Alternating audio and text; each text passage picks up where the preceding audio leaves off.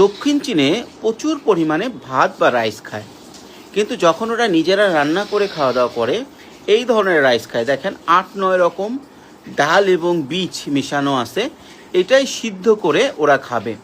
এছাড়াও এখানে দেখেন কিছু সি ফুড ছোটো ছোটো করে কাটা আছে, সেটা দিয়ে রাইস আছে। আবার এখানে আছে বাদাম, ডাল এবং বাদাম দেওয়া রাইস, এটাই রান্না করে বা সিদ্ধ করে ওরা খাবে। এরকম বিভিন্ন ধরনের আছে।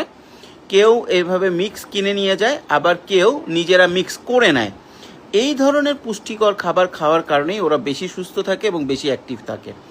এবং আমরা যে ধরনের খাবার খাই বা আমরা যে ধরনের চাল খাই সেটাও কিন্তু এখানে পাওয়া যায়, এরকম না যে পাওয়া যায় না। আসেন দেখাই আমি আপনাদেরকে।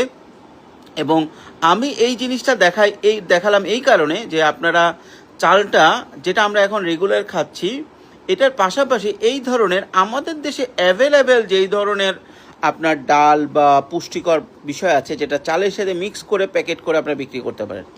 আর এই যে চালটা দেখতেছেন, এটা হচ্ছে চায়নার অ্যাভেলেবেল চাল।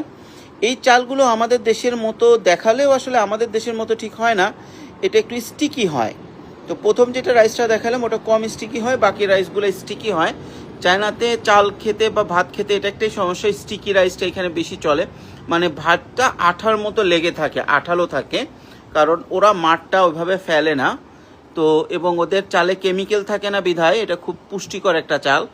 আর তার থেকে বড় কথা হচ্ছে ওরা যখন নিজেরা রান্না করে খায় তখন এই ধরনের মিক্স চালগুলো খায়। এখন বাংলাদেশেও অনেক স্বাস্থ্য সচেতন লোক আছে, আপনারা চাইলে এই ধরনের চাল বাংলাদেশে বিক্রি করা শুরু করতে পারেন। এবং এগুলো দেখেন ছোট করে প্যাকেট করাও আছে, আপনারা 1-1.5 কেজি 2 কেজি প্যাকেট করে প্রথমে পরীক্ষামূলকভাবে শুরু করতে পারেন। এবং কৃষি আইটেম বা যেগুলো কৃষিজাত আইটেম আছে এগুলোর বিভিন্ন ভ্যারাইটিস তৈরি করে ভালো ব্যবসা করতে পারেন, যেটা চায়নায় খুব চমৎকার চলে।